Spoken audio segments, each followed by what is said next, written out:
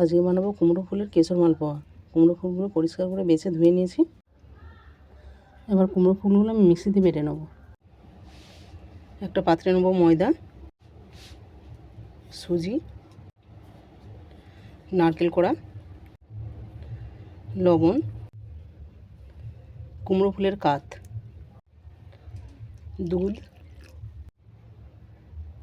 অল্প করে জল আর মৌরি। এটাকে আমি একটা ব্যাটার বানাবো। এবার কড়াইতে দেবো জল, চিনি,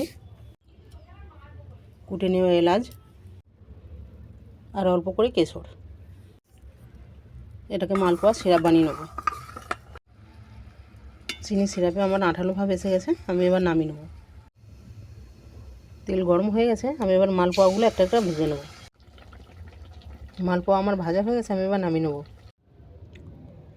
এবার আমি চিনি সিরাপের মধ্যে মালপোয়াগুলোকে ডুবিয়ে নেব। এবার আমার চিনির রসের মধ্যে যে কেশরগুলো দেওয়া ছিল ওইগুলো অল্প অল্প করে সাজিয়ে নেব। কুমড়ো ফুলের কেশর মালপোয়া এইভাবে বানিয়ে জানাও তোমাদের কেমন লেগেছে।